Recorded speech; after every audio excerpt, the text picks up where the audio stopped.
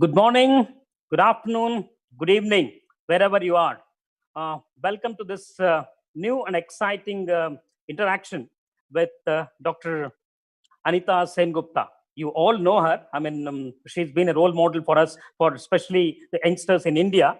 One sentence, actually, I mean, in her own words, the best describes her: explorer by heart, engineer by training. This is something which is very fascinating, even for our own science museums. You know, the explore is what is central to the science centers all across. Before we actually start this conversation, where we'll have um, Dr. Jayaraman and others who will be speaking with Dr. Anita Sengupta, I would request my colleague who is in the back end, actually central to this discussion, Saket, to start with a 2-minute video which will describe or maybe succinctly talk about the topic that we are going to be discussing. Saket, can I hand it over to you? Nice launch trajectory and countdown net. Pad is clear. Go for launch. 10, 9, 8, 7, 6, 5, 4, 3, 2, 1. Ignition. Liftoff.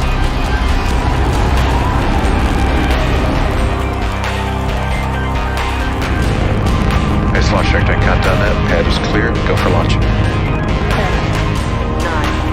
8, 7, 6, 5, 4, 3.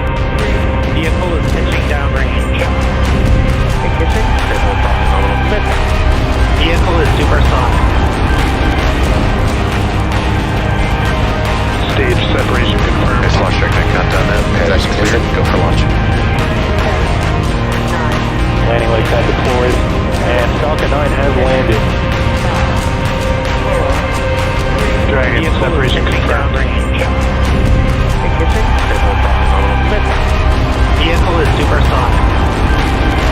Houston Station, space ground 35, Stage separation confirmed. Nice launch trajectory and countdown net. Pad is clear. Go for launch. 10, 9, Landing light pad deployed. And Falcon 9 has landed. 5, 4, 3. Dragon separation confirmed. Houston Station, Dragon hatch opened at 13:07.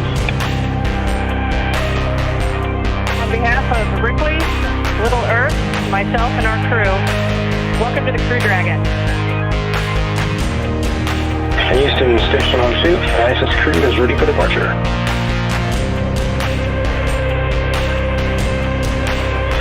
Separation visually confirmed.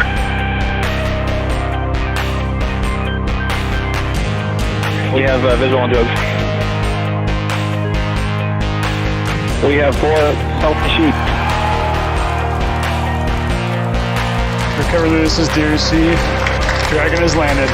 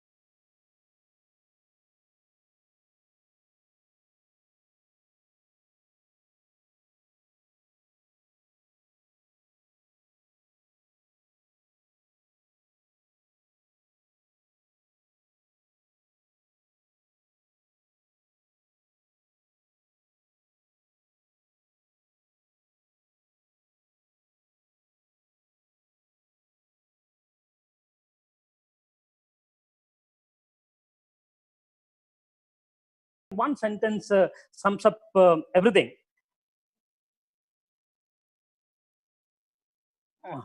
I'm sorry, I think there was some kind of a technical glitch, which happened yesterday as well because of the weather for the SpaceX launch.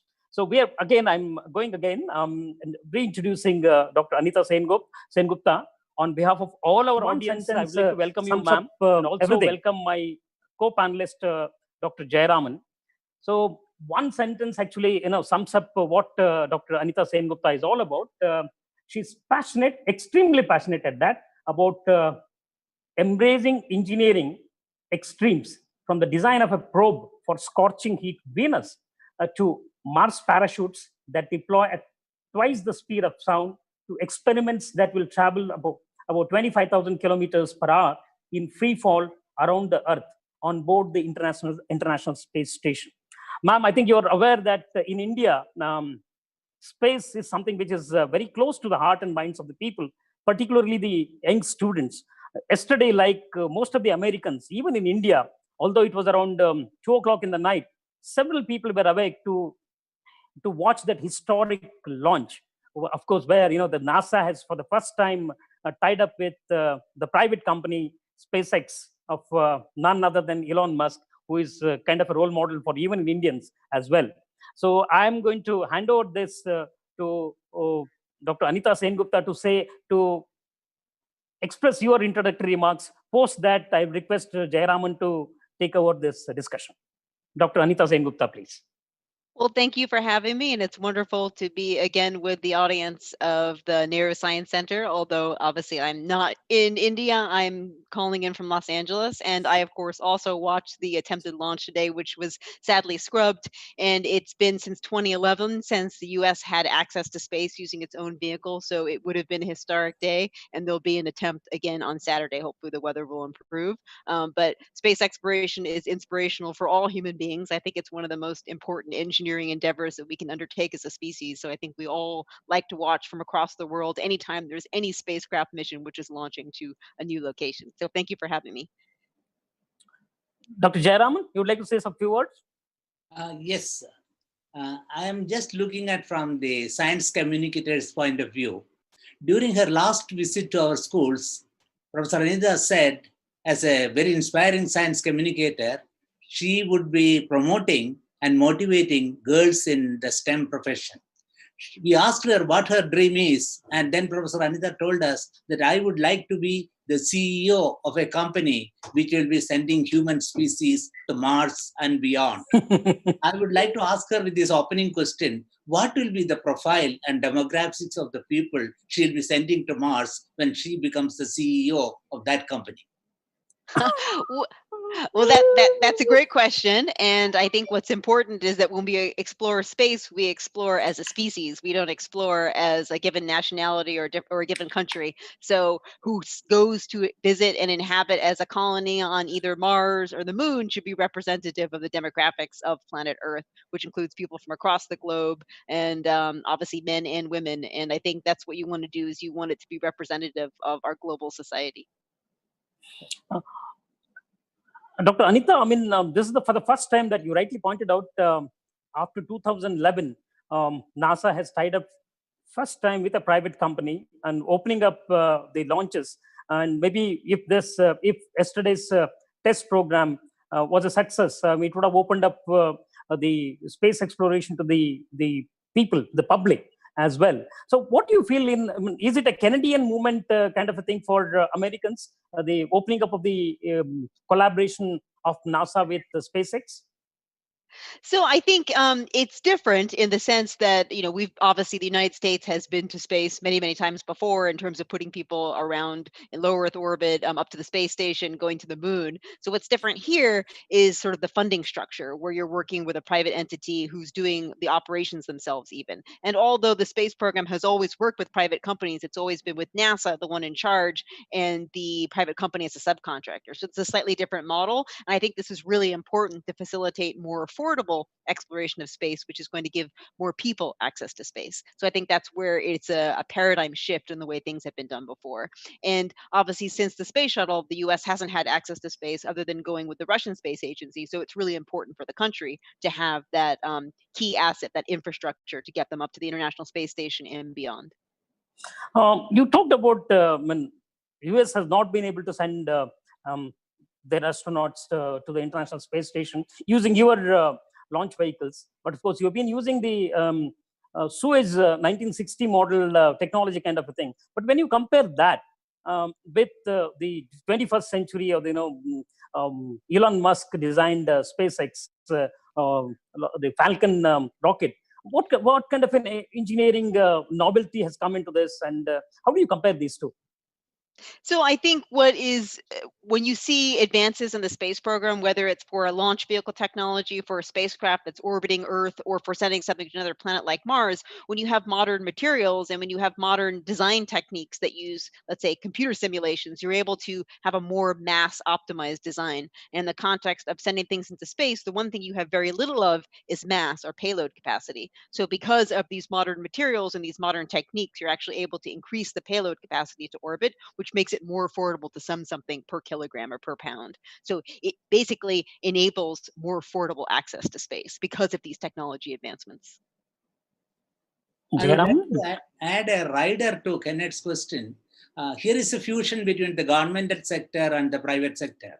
But the history of the fusion between the two has not always been a very happy one, because the mindset of the management in the governmental sector and those in the private sector, there is a fundamental dichotomy. Would you please expect this extrapolation of this fusion into a very, very happy state of affairs?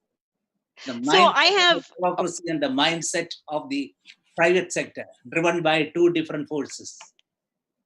So I can speak to both because I've been in both. So I spent a really Yes. long portion of my career working for NASA, working purely on the government side of things for missions with a scientific exploration purpose. And then prior to that, I actually worked for Boeing on the development of the Delta IV launch vehicle, which had the purpose of sending payloads into space to make money. And now I'm an aerospace entrepreneur with my own aviation company. So when you have a scientific motive versus a profit motive, they're very different things. So a scientific mission is being done to answer questions about the nature of the universe, the nature of our solar system, the nature of the sun. For somebody who's providing commercial access to space, it's about being able to make money off of putting assets into space, whether that's a telecommunications asset or whether that's sending people for space tourism purposes, or as Blue Origin wants to do, for basically establishing off-world colonies and off-world manufacturing. So that profit motive oftentimes drives you to be more cost efficient, which at the end of the day, the biggest challenge is being able to find the funding for this. So that's the reason why it's a good paradigm shift now to have this more commercial focus so that we can be more cost effective.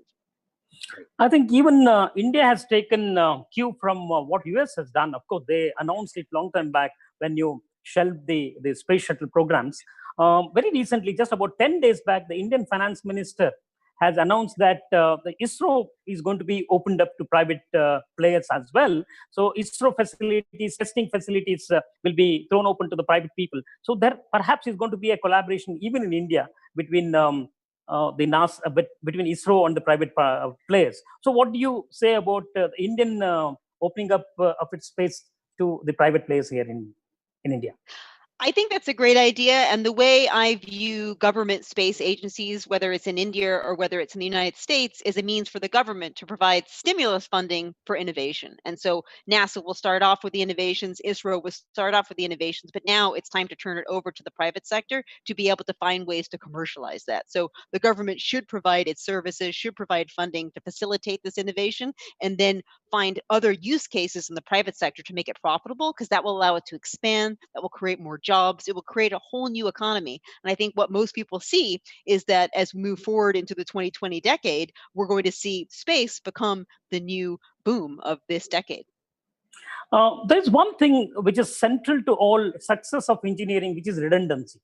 When you say redundancy, you got to invest a little bit more on something which apparently appears to be redundant. So maybe generally some naysayers who are very skeptical about the private investment in space, they may say that the government can afford to have the kind of a stringent redundancy which is mandated for extreme engineering. When you open it up to the private, do you think they will follow the same kind of a safety measures and redundancy that is expected? Well, it depends upon what your use case is. So right now, my company is in the transportation sector. So when you're carrying people, whether that's in a car on the road, an airplane in the sky, or a spacecraft to go from Earth to Moon, for example, you have to provide a certain level of safety because you're providing a form of transportation. And that's where redundancy comes in, or design margins come in to give you that statistical assurance that you're going to keep people safe to a requirement which comes always from a government mandate.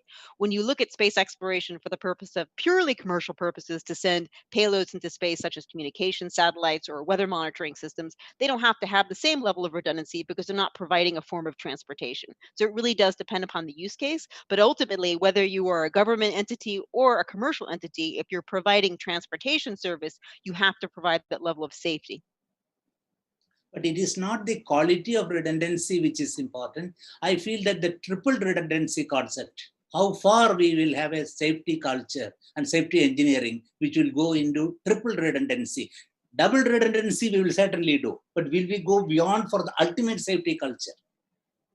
So it's an interesting debate because if you take a look at the aviation sector, they're trying to come up with a system safety model. So what you're trying to do is prevent single points of failure, but not mandating a design approach to get you to that point. So you can have it because you have some other system which will come in and take over in the event there's a problem, as opposed to simply having 3 of every single component. So it's up to the engineer to ultimately answer the question of how do I have that system safety level? And maybe the right answer isn't triply redundant system, but another type of system that comes in to take over when a different one fails. Because the Okay. nuclear safety culture of this country is exceptionally great. But do we find similar reflections in the industrial sector?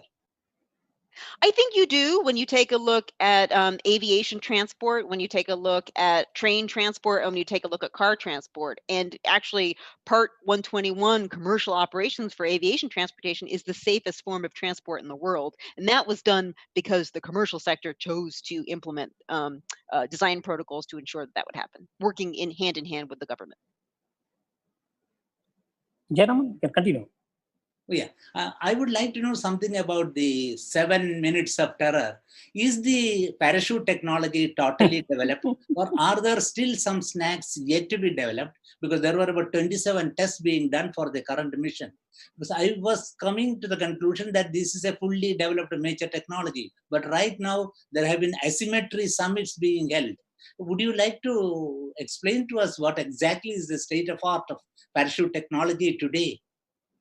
So it depends upon how the parachute is going to be used. It depends upon the aerodynamic environment. I obviously spent many years of my career working on developing supersonic parachutes for Mars. And for those systems, because it was a robotic spacecraft, you didn't have a requirement for redundancy. So you could have a single parachute, which had a certain level of reliability, but it didn't have the same requirement for reliability as you would for a human mission, for example. So parachutes for Mars are used supersonically because the atmosphere is very thin on Mars. Parachutes for Earth-based applications are actually used subsonically. So it's a different type of environment, but inherent in the design of any textile load-bearing device, there's a lot of randomness in the way that it opens. There may be randomness in the way that it's manufactured. So what you can do is you can put additional margin into the design to provide you those protections. And for human reentry systems, which is what we're seeing with Orion vehicle and of course the SpaceX vehicle, you can have redundant parachutes because they're both deployed supersonically. You can't do that on Mars, so it's a lot more challenging in that sense. So the parachute system design for an Earth reentry system has the advantage of allowing for redundancy. But the way you get around the variabilities that I talked about is that you do testing to ensure that the final system that you fly is going to be reliable and safe. SpaceX keeps talking about the reusability, which when the technology that they are using, quite a lot of it is going to be reusable. So what do you mean? What do you mean by that? And in comparison with the space shuttles that America was using, how do you compare the SpaceX technology of the Falcon 9 with the earlier space shuttles? So there are very, very different approaches to reentry. For example, the space shuttle was more like an airplane, a space plane, whereas the reentry capsule for SpaceX is a more traditional reentry capsule like Apollo.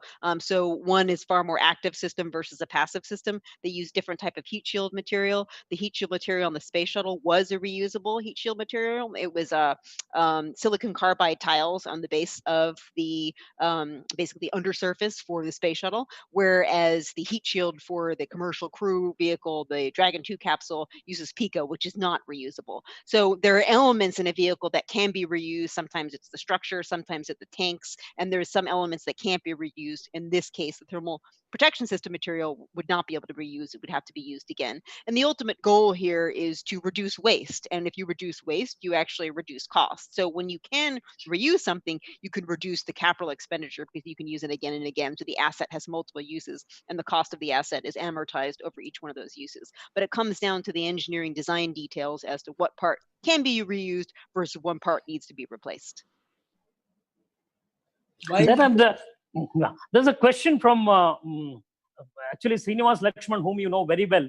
He had sent me one question, couple of questions. In fact, I'm going to ask you only one of them now. In the coming years, do you foresee the possibility of private players overtaking NASA in a manned mission to Moon and Mars? So, hello, Srinivas. It's great to see you remotely here from Los Angeles. Can't wait to see you again in person next time in India. So, what I see actually is maybe a third solution, which is a collaboration between private companies and the government. So, I think when we do have missions that go to the moon, which hopefully is in the near future, and missions that go to Mars, there will be a government component, a scientific component, which is probably run by the government, and there'll be a commercial component. So, I see a collaboration between government entities and the private sector to make this happen. And we see examples of that now on Earth in something that we call public-private partnerships. And oftentimes the way lots of ground-based infrastructure projects are funded is with these public-private partnerships. So I see it as being a symbiotic relationship going forward. And I think that's the only way we're going to make this happen. Dr. Jairam? A short while ago, Dr. Anita, you mentioned about waste and the waste management aspect of it. But there are about 20,000 space debris revolving around.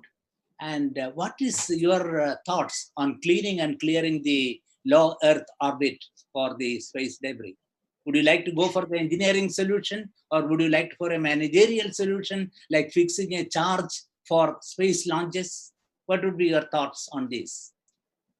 So it's definitely a huge problem that has to be resolved. And the good news is that there is an international treaty on micrometeoroid orbital debris protection, so that spacecraft, which are now launched from a global perspective, have to be launched so that they have sufficient fuel on board so that they can deorbit the spacecraft. So when a new spacecraft going up will have a way to come back down, re-enter the atmosphere to get burned up, so not add to the existing debris. The question then becomes, do we need to do something to remove the existing debris? It obviously, because it's in a gravitational well, it will eventually fall down, but is that sufficient? Is that rate of self-clearing sufficient? So I don't know the answer to that. I think that does require study, and I think there are people who are studying it. And you could come up with engineering solutions to go and latch on to the larger pieces and deorbit them, for example. But the good news is that the international treaty, which is in place, means that everybody who is launching something now, which has a mission that puts it into Earth orbit, does have to have enough fuel on board to deorbit it.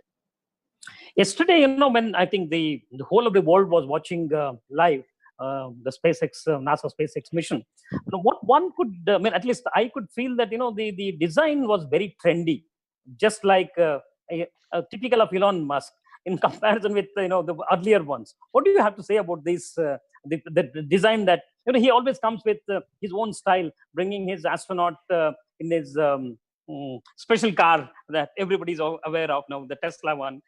So what do you feel about this in terms of the design and the elegance? So I think because it is a commercial venture, and because obviously there are plans to use it to provide space tourism to people, it's important that the vehicle look good, the vehicle is comfortable and has a nice interior, that it does appear to be modern. And I think if you look at an analogy, or another example would be if you take a look at like Apple products, for example. Everybody loves Apple products because of the way they look, whether it's their phone or it's their computer, even though they don't really have a different capability from another product, which just doesn't look as sexy, might be the right word. But I think when you're trying to sell something to somebody, then you do typically want to take those aesthetics into account. And my friend and I were joking about how the spacesuits actually look very fancy, like almost like motorcycle track racing outfits as opposed to other spacesuits. And I think it's all about the brand, it's all about the image. And because this is a business venture, that makes a lot of sense. Chairman? Yes, the Tesla car in which was used for the first time. It's quite iconic because is it the transportation sector? I think Dr. Anita would like to tell us something about the transportation as a privilege, transportation as a service, and your own work on Hyperloop. What would be your view of urban transportation when we have a huge number of urbanites putting pressure, high pressure on transportation sector? It's funny how everything is interrelated, because going back to the Elon Musk example, Elon Musk is the one who wrote the white paper in California talking about the Hyperloop back in 2013 in response to the high-speed rail initiative here. So very much the transportation sectors, the aerospace sectors, and the space sectors are connected to each other in terms of the people who work on them, in terms of many of the technologies.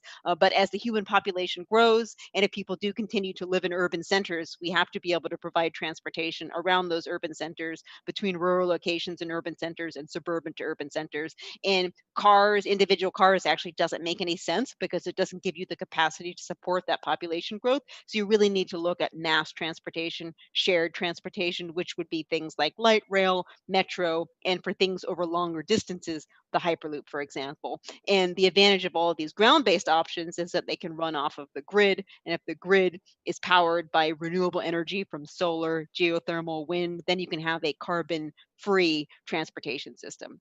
And so I obviously worked on Hyperloop, which is a form of basically traveling on the ground, almost like a spacecraft because it's within a vacuum tube at twice airline speeds, which is a great option for connecting rural, suburban, and urban centers across really large distances. So we can come to a transportation regime of mobility as a service, no longer as a privilege? I think that mobility as a service, as a paradigm, is the way people want on-demand service to be able to kind of call their ride whenever they want to. So something like Hyperloop actually lends itself to that. Shared ride services like Lyft and Uber also lend themselves to that. But ultimately, the way you fund a transportation system is to ensure as many riders as possible. So if the transportation system isn't set up so that everybody can afford to ride it, it has no purpose because it can't provide mass transportation. So mobility is a service which everybody needs. And we all need to shift over to this mass transportation model, and it has to be affordable to everybody, not just the ultra rich. That's great. There's a tendency to actually compare this Launch America mission that everybody's talking about. This is the hashtag which has been trending for quite some time now. Can that be compared to the Canadian movement? When we had that bipolar world, there was the erstwhile USSR, America, USA competing for everything first in the space, and then that one paradigm shift happened because of the Canadian Kennedy's speech there, then wanting to envisaging that they will send people to moon and return back. The rest is history. You had the ARPA, you had the DARPA, you had the internet. The spin-off benefits have been immense for the public. So what do you say that will this be that the NASA SpaceX collaboration, will it have the same kind of an application which is going to immensely benefit society? So I maybe think that that's a generational question because it depends upon if you're the current generation who this is your first time seeing something go into space, which is a US funded launch vehicle, it would be for you. But for someone like me who grew up during the space shuttle era, this is the next generation. For someone like me who actually worked on developing a commercial launch vehicle, which is a Delta IV vehicle, they've already existed. So launch vehicles have existed for many, many decades. But for the new generation, this can be that transformational moment. This can be, the US is back at the front of the space race again. So I think it depends upon who's looking at it and what their career choices are. So I don't think it's the same thing as, setting foot on the moon, for example, but I think it's a great paradigm shift to bring everybody into the space program, not just a few people. So I think that's where now every little kid out there is going to be like, oh, I one day can go and get a ride into space on the 7-passenger Dragon capsule, which is being developed if I can afford to, for example, or if there's a reason that I can go and relocate to the moon because that's where the new manufacturing colonies are. So I think this facilitates human expansion into space beyond low Earth orbit to set up a whole new way of human society functioning. There's another question there of Srinivas. Suppose you were selected for a manned mission to Mars and you were given a choice between NASA spacecraft and private spacecraft to fly. Which one would you choose and why? Well, I wouldn't know until I could actually look at the data, but I probably would pick the one which was the safest. Personally, just like if I buy a car, I'm going to pick a safe car, and in the airplane I'll go into a safer one. So I think it would depend. But my guess is that you're not going to be able to pick. You're going to fly on what you're given. Just like when you go and get on your United Airlines flight, you don't get to say I want to fly on the A380, not the Boeing 767 or something like that. So I think you probably wouldn't have a choice. But I think that if I did have a choice, then I would pick the safest one. But hopefully, if we're doing this right, all the vehicles would be designed to the same safety standards, so it shouldn't really matter. Oh, and maybe one that makes sure that I also have a return trip home. Jayaraman? Yes, some time ago there was a lot of active interest in nuclear propulsion in rocket technology. and a lot and very advanced work was also done. Is that nuclear option foreclosed now, or there is still work going on in that? So I actually spent several years of my PhD research focused on nuclear electric propulsion, which is a plasma thruster which is powered by a nuclear power source. And so I was always focused on the propulsion end of it as opposed to the nuclear reactor end of it. But that's something which is of great interest because if you can have that space-based reactor, you can have an incredibly efficient propulsion system. There's also something known as nuclear thermal so directly a gas propellant to expand it to generate thrust. So I think for cargo missions, to send large quantities of payload from Earth to Mars, for example, then I think having a nuclear electric propulsion system or nuclear thermal system would be the way to do that. So I think there's interest from an architecture perspective. I'm not sure how much is going into that from an R&D perspective, but I can certainly look that up and get back to you. Saket, you may have some questions from our audience who are live. Do you want to? Yeah.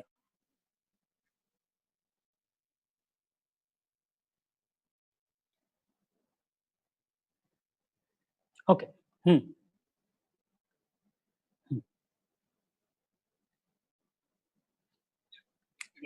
Okay.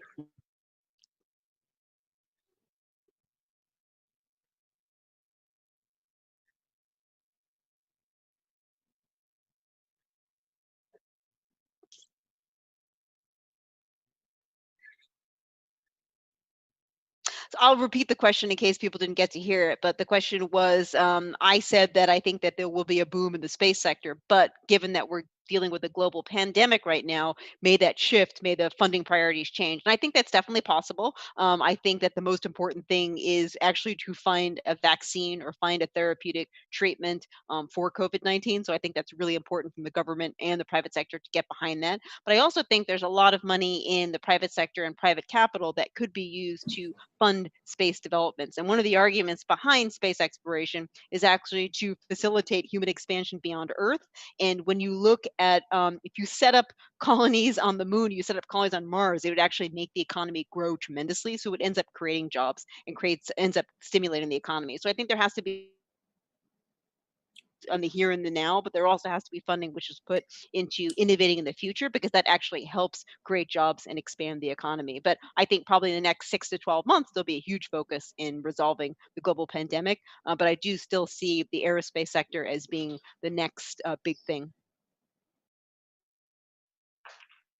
Tell me. Oh, Well, there is one gentleman who is live. He's our friend. He works for the Deccan Herald, Mrityunjay Bose. He says, in the current pandemic situation, do you think the government funding for technologies like the space is still viable? I do think it's viable, but I also think that what we can see with the Commercial Crew program is that having a healthy mix of private sector funding, because there is a business case for it, and government funding to support innovation programs is the right solution. Let's see, people talk about science. The engineering is something which goes beyond each of these to make science happen. For example, we are now living in this COVID pandemic. When the first, everybody credits Alexander Fleming for the penicillin, but then the engineering thing that went into making a mass production of this, his discovery, serendipitous discovery into the mass production, is something which is actually not talked much about. There again, you have Margaret Hutchinson, one of the chemical engineers from US. So what do you say for those, what you call as people sitting behind the screen, behind the scene, not being very well recognized like you, the engineers? What kind of a career you foresee for these people who aspire to be engineers to push the frontiers of science? So I think that's a really interesting point because oftentimes when you ask people, what is an engineer? Some people are like, oh, they drive trains or they fix things. And so depending upon which country you go to, they might say that. And the one interesting thing is, of course, my dad was an engineer trained in India. And I think engineering is a huge field in India and everybody knows what engineers do. So part of it is providing the appropriate education for what does it mean to be an engineer. But pretty much every single technology that you see from the ground to the sky to space is all developed by engineers, including your computers, including your cell phones, including every single device that you use, including even the design of biomedical imaging equipment, for example. I think in terms of getting recognition, I don't think anybody's motivation in life should be, I want to be Elon Musk so I can get on TV and everybody can see me and think I'm wonderful, because that's too myopic, I think, in my opinion. I think most people don't need or want to be in the limelight in that way. And in general, my advice to young people pursuing careers is that you want to feel like you're making a difference in your career, and that you're accomplishing something and you're helping society.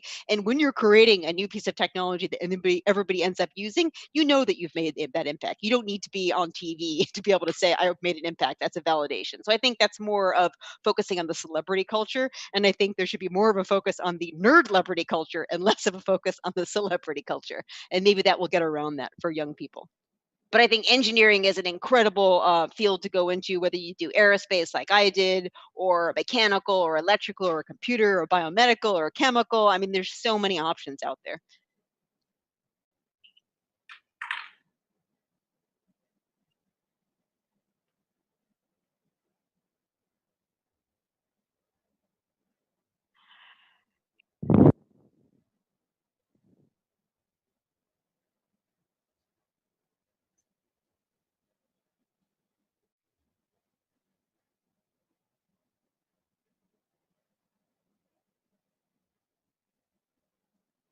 Okay.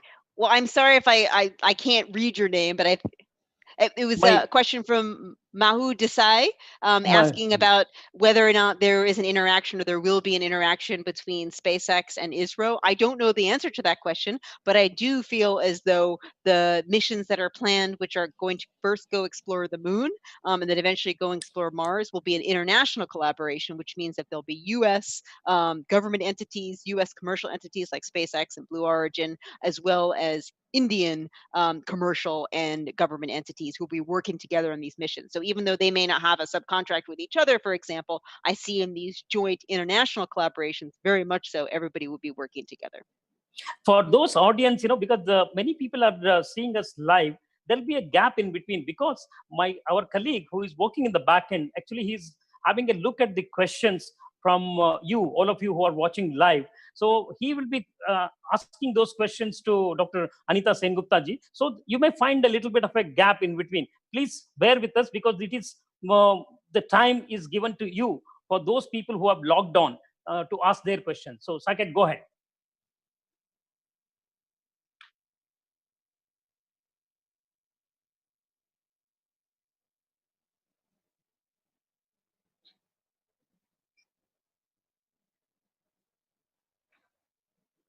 Could you restate his name again?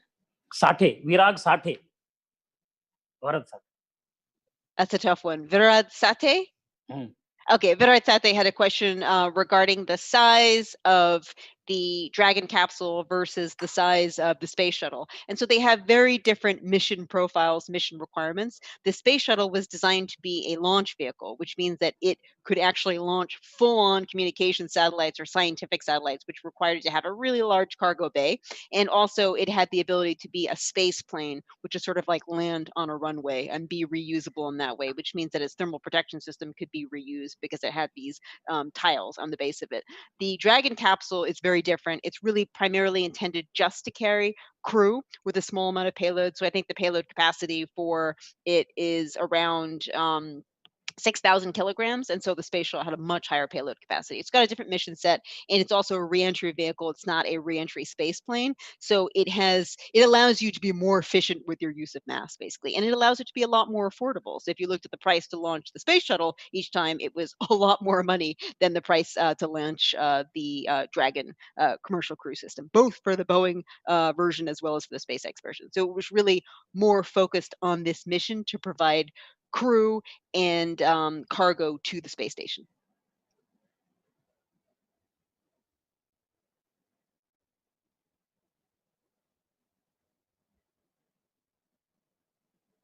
So question So from Anand Joshi, the question is, why are the rovers not digging deep into the surface underground? So the rovers do have the ability to drill, and they also have a brush on board. So they're able to interrogate just below the surface, so just into the subsurface material, which allows them to have a better understanding of what the composition is in the rock or in the soil, as opposed to just to the weathered surface. So if you wanted to have a much larger drill, it obviously takes a lot more power, requires a lot more mass, and that's a different set of mission requirements than the Curiosity rover had, for example, or the upcoming Perseverance rover has. That doesn't mean there couldn't be a future mission which was focused on doing drilling, but then you may have a very different platform from a rover. You could just have a stationary drill which has all of its mass and power allocated to drilling into that area. So it was really driven by the science requirements of those rover missions as to why it had only a very small drill and a small brush to do that subsurface interrogation.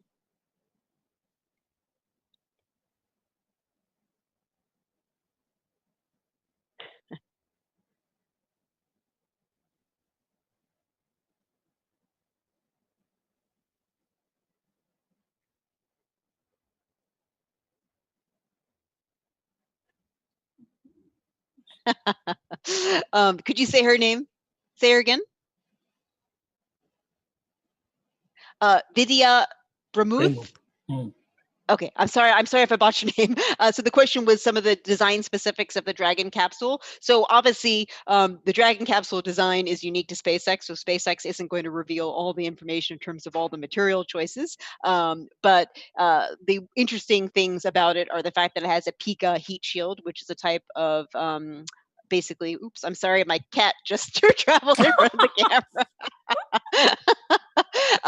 But it does have engines on board for attitude control, and it also has a set of engines on board to facilitate a crew abort system. But the detailed specifics of sort of like all the materials, probably I wouldn't be allowed to have access to it, nor would I be allowed to share it.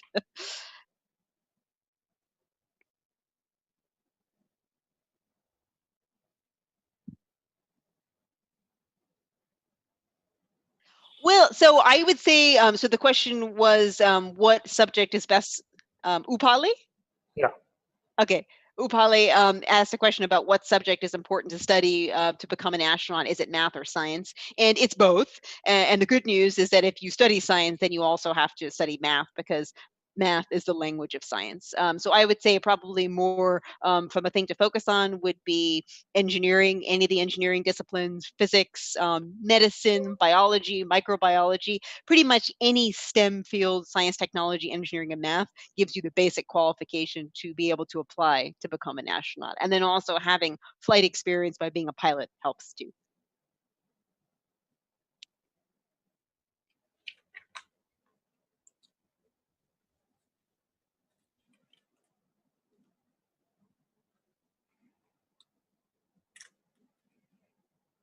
Is there a name? Okay. Well, so the question was about the Cold Atom Laboratory, which was Right. the last mission that I worked on and managed at NASA. And so the mission is actually currently on board the International Space Station. It was a facility, a scientific facility to make a Bose-Einstein condensate on orbit inside the International Space Station, making use of the microgravity environment to get to colder and colder temperatures. So that experiment is designed to take a look at how this new state of matter, which was actually theorized by Bose, a very famous Indian scientist, and Einstein, how it would behave at really, really cold temperatures as it expands in the microgravity of the International Space Station. So it's very much a fundamental physics, atomic physics experiment trying to explore the nature of matter.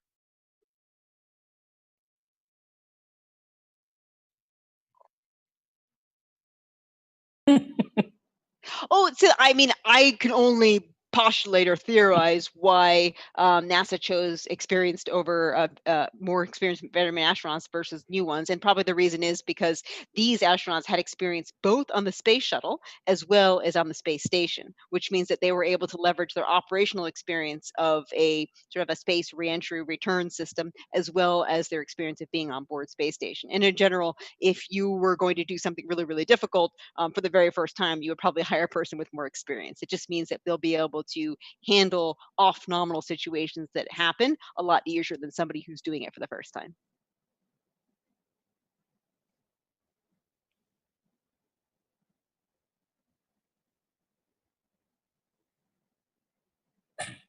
So the question from Anandi is about the Indian human launch mission. So I'm not as familiar with its progress. I do know that they've already gone through a process of selecting people who could potentially be astronauts. I do know that they're leveraging the existing launch vehicle technology that ISRO is developing. I presume that they're going to add redundancy like we talked about before, and they also have to develop a capsule as well as a reentry system. So I think there's technology development that still is left to go. But as far as I know, it's on track for its scheduled first mission. So hopefully, one of the young people on this phone call will be able to fly in it in the next 5 years.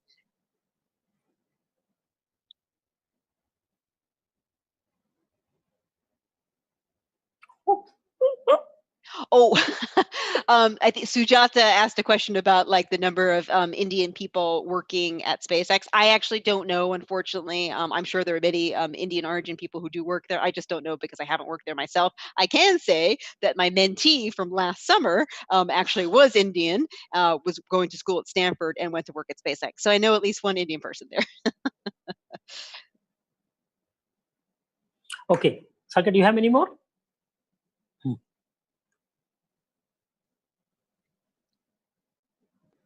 Looking at the questions, Dr. Anitaji, you must have noticed that quite a number of young girls are asking you questions. It's interesting because by you also said that by you are an explorer by heart and an engineer by training. Central to science is all about exploring, asking questions. Using the term asking question, the ASK is kind of an inspirational for Indian girls here. A stands for Anita Sengupta, which is you. S stands for Sunita Williams, and K stands for Kalpana Chawla. All the three of you have been, inspirational. You can see the number of questions that are coming from girls. I'm sure you will have a message for all the young girls who perhaps would like to, tread the path that all three of you have taken. Well, I definitely do. And that is that we need more young women to enter the aerospace field, to enter the computer science field, to enter the space program in general. And it's a really exciting career. It's really interesting. It's very stable. It pays well. And I really can't think of a better field or more exciting field to work in than space exploration. So I hope that you can follow in my footsteps and all the footsteps of the women that came before me.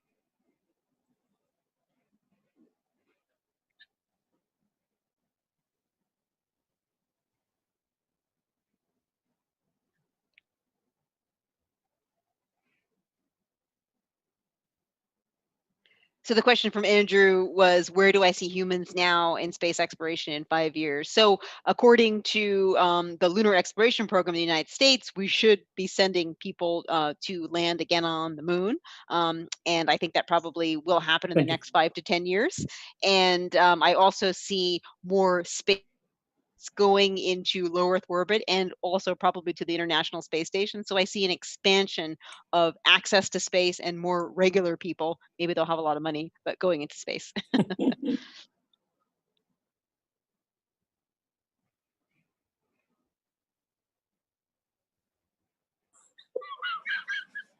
Oh, it does. So there are so the question is whether or not Newton's law works in space, and absolutely does. Newton's law and Einstein's theory of relativity work really well, and they explain the motion of the planets, the sun, the moon, the Earth. When you get to relativistic speeds, things start to fall apart with regards to Newton's law, and you have to shift over to relativity. But at the speeds that we deal with on most of our applications, when it's non-relativistic, Newton's law works really well. Dr. Anita, one thing which is very common in when you work for engineering at extremes, there could perhaps be quite a number of challenges, and in facing those challenges, you also come up to some kind of failures. Failures are something in India, which actually deter people from pursuing their passion. So, what do you? I'm sure you will have a message that failures are an integral part of the extreme engineering solutions. Oh, definitely. And I think in engineering, you actually have to fail in order to succeed, because part of your engineering development process is to test. And when you test, you actually oftentimes want things to go wrong and you want things to fail so you can learn from that. So you understand what went wrong, how to make it stronger, or perhaps even the fundamental physics behind it. And when you're doing exploratory things like initial discovery, then it never is a failure. You're learning as you go along. So in anything you do, whether it's from science to engineering, failure is how you learn and how you make things better and how you improve.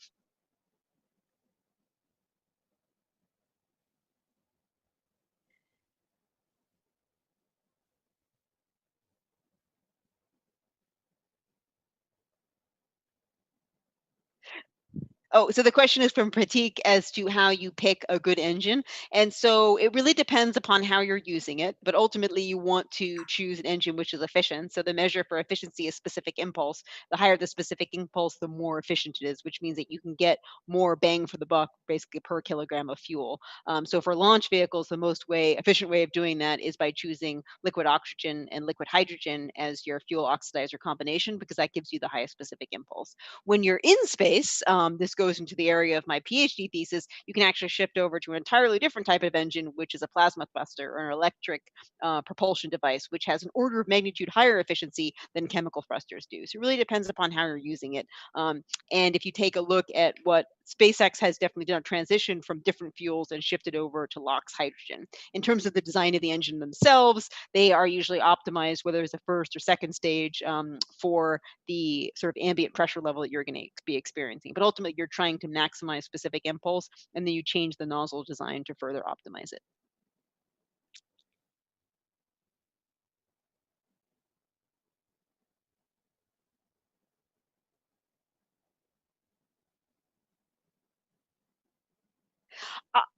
Oh, so Vivian was asking a question of whether or not we will expect to see humans on Mars by 2030. And I think the answer is probably yes. I think we do have a lot more technologies that have to be developed to get us there. There has to be funding to support developing those technologies and qualifying them and certifying them. So I think if governments from around the world get together with their space agencies along with the private sector, then yes, I think we can make it happen by 2030. But it's going to require that international collaboration. It can't just be US, it can't just be India, it can't just be Europe. We have to all work together, pool our resources to make it happen. And to the earlier question by my colleague on the phone, we want to do that in this collaborative way, in this international way, and then I think we'll have it happen.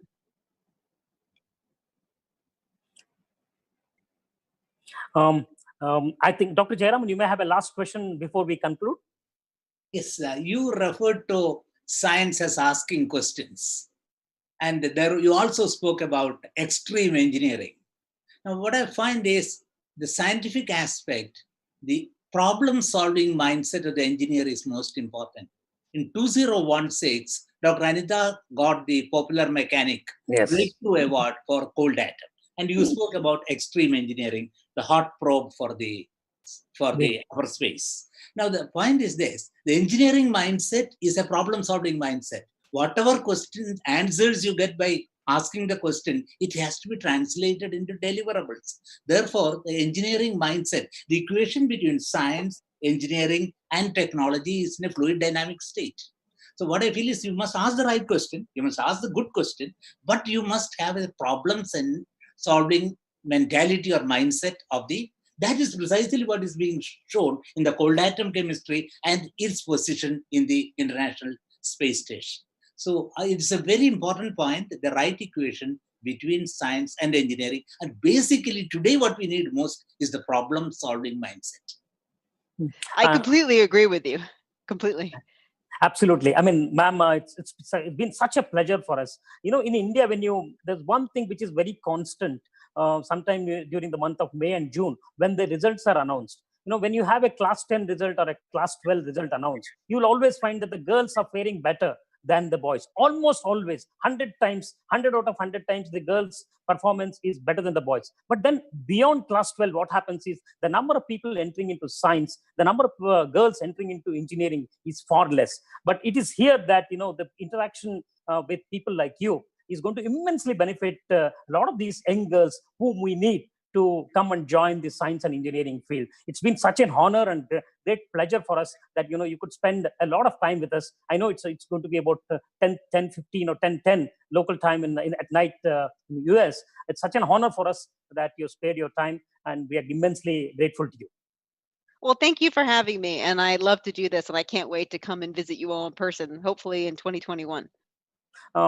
Thank you. I know audience must be having several questions, but then there has to be everything has to come to an end, and this also has to come to an end. Thank you again, and hopefully, Dr. Anita Sengupta will, when things improve, you will again come back to India, and then hopefully we'll have a live session with you at the Nehru Science Center. On behalf of the Nehru Science Center, the National Council of Science Museum, and the Ministry of Culture, and my colleague Saket, who is sitting in the back end, and Dr. Jayaraman, and Anita Sengupta, I would like to thank you again, everyone, especially our the guest today, Dr. Anita Sengupta. Thank you so much.